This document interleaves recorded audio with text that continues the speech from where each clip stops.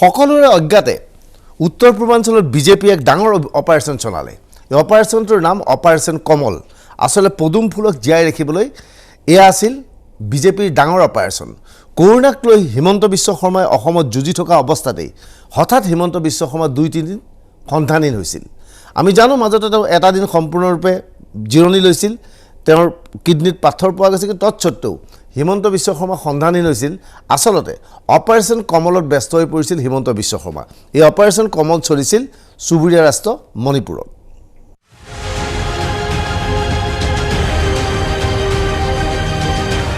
মণিপুৰৰ বিজেপি চৰকাৰৰ সংকট অৱশেষত আঁতৰিলে। নকলেও হ'ব, এই সংকটৰ পৰা মণিপুৰক বচোৱাৰ আঁৰৰ মানুহজন হ'ল হিমন্ত বিশ্ব শৰ্মা।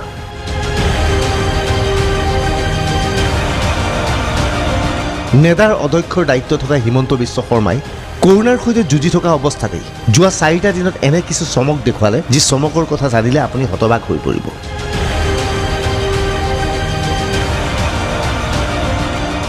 ৰ'ব, তাৰ আগতে মণিপুৰ বিধানসভাৰ কাহিনী বুজি লওক।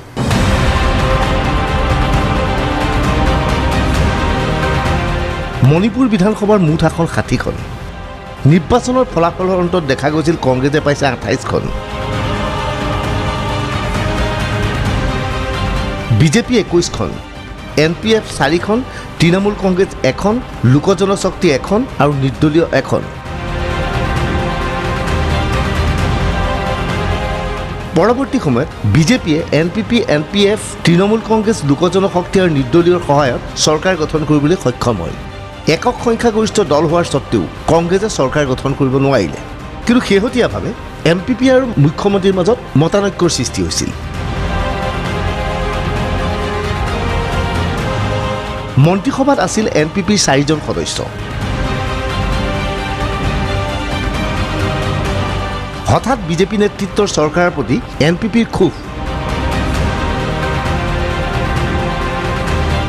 4জনকৈ বিধায়কে সমৰ্থন প্ৰত্যাহাৰ কৰিলে। লগে লগে মণিপুৰত সংখ্যালঘুত পৰিণত হ'ল বিজেপি চৰকাৰ। ইয়াৰ পিছতেই তৎপৰতা আৰম্ভ হৈ পৰিল হিমন্ত বিশ্ব শৰ্মাৰ।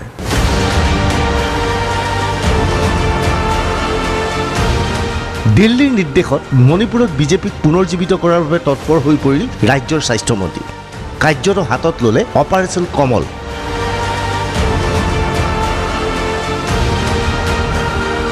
আৰু হিমন্ত বিশ্ব শৰ্মাৰ তৎপৰতাত অপাৰেশ্যন কমল মণিপুৰত সফল হ'ল বিজেপিৰ বাবে। এইবাৰ হিমন্ত বিশ্ব শৰ্মাৰ যোৱা 4টা দিনৰ গতিবিধি ভালকৈ মন দি চাওক। 21 জুন পুৱা বিশেষ বিমান যোগে হিমন্ত বিশ্ব ৰাওনা হয় ইম্ফললৈ। সহযোগী মেঘালয়ৰ মুখ্যমন্ত্ৰী কনৰাড চাংমা। নিশা উভতি আহিল হিমন্ত বিশ্ব শৰ্মা। আসলতে 21 জুনৰ দিনটোতেই কনৰাড চাংমাৰ লগ লাগি NPPৰ বিধায়কসকলৰ সৈতে এক দীঘলীয়া আলোচনাত মিলিত হয় হিমন্ত বিশ্ব শৰ্মা। ৰাজ্যৰ বাহিৰলৈ গৈ একেদিনাই উভতি নাহিলে কৰোনাৰ বাবে কোৱাৰেণ্টাইনৰ সন্মুখীন হ'ব হিমন্ত বিশ্ব শৰ্মা। সেয়েহে নিশাৰ ভাগতে একেখন বিমান যোগে হিমন্ত বিশ্ব শৰ্মা উভতি আহে গুৱাহাটীলৈ।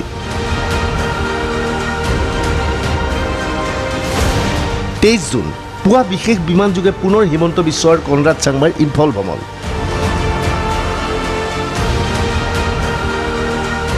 নিশা তেওঁলোকে লগত লৈ আহিলে 4জনকৈ বিসম্বাদী NPPৰ বিধায়কক। ৰেডিছন হোটেলত থোৱা হ'ল এই আটাইকেইজন বিধায়কক।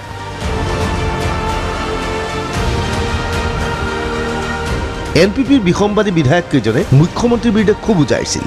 মুখ্যমন্ত্ৰী যিহেতু বিজেপি, সেয়েহে হিমন্ত বিশ্ব শৰ্মাই এই বিধায়ককেইজনক বিজেপিৰ কেন্দ্ৰীয় নেতৃত্বৰ সৈতে লগ লগাই দিয়াৰ প্ৰতিশ্ৰুতি দিছিল।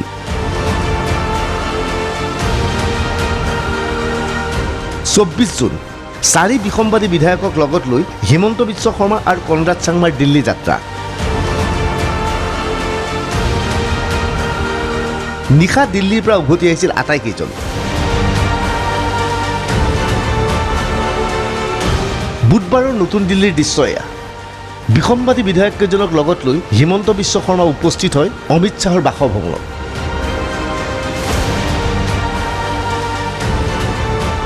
অমিত শ্বাহৰ সৈতে দীঘলীয়া আলোচনাৰ অন্তত এই বিধায়ককেইজনক হাজিৰ কৰোৱাই বিজেপিৰ সভাপতি জে পি নাড্ডাৰ কাষলৈ।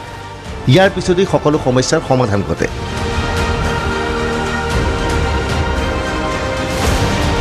আৰু নিশাৰ ভাগত হিমন্ত বিশ্ব শৰ্মা দিল্লীৰ পৰা উভতি আহে গুৱাহাটীলৈ।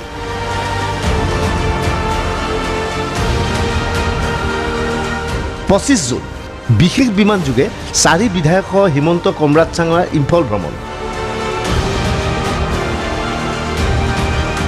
বিয়লি 5 বজাত ঘূৰি আহিল হিমন্ত বিশ্ব শৰ্মা। 6 বজাৰ পৰা GMCHত কৰোনা সংক্ৰান্তীয় বৈঠক। মণিপুৰৰ একো নাই তাতে কম দে মণিপুৰৰ কথা ইয়াতকৈ কি হ'ব নাই মই এতিয়া আহি আছো অহাৰ পিছত কম দে চব ঠিক কোনো প্ৰব্লেম। ইম্ফল বিমান কোঠৰ দৃশ্য এয়া হিমন্ত বিশ্ব শৰ্মাই পদাৰ্পণ কৰিছে ইম্ফলত।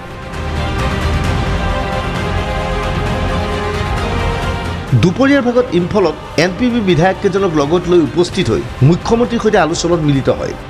পৰৱৰ্তী সময়ত এই বিধায়ককেইজনে ৰাজ্যপালক সাক্ষাৎ কৰি সমৰ্থন প্ৰত্যাহাৰ কৰাৰ পত্ৰ পুনৰ উঠাই লয়।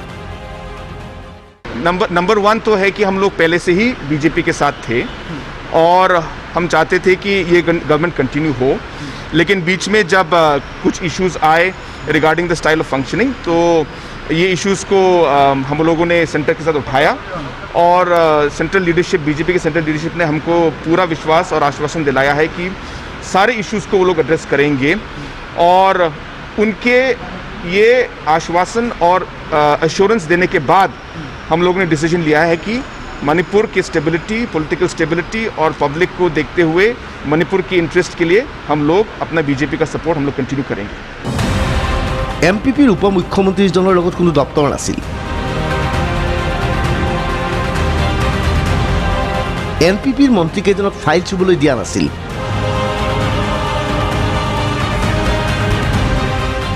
ইয়াতেই অসন্তুষ্ট হৈছিল NPP।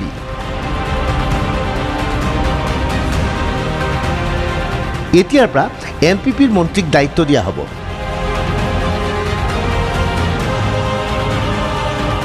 উপ মুখ্যমন্ত্ৰীকো দপ্তৰ দিয়া হ'ব। এইখিনি সময়তে ইম্ফলত উপস্থিত হৈছিল বিজেপিৰ কেন্দ্ৰীয় নেতা Ram Madhav. The government in Manipur is very stable. We have the required support of the legislators and the government is ready to prove its majority on the floor of the assembly any time. Right now there is no other issue, there is no instability in Manipur, it's all a social media discussion, there is no instability. The government is under Chief Minister Biren Singh will complete its full term.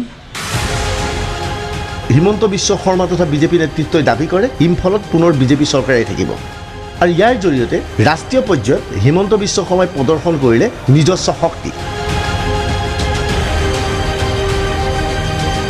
Bureau report DY365।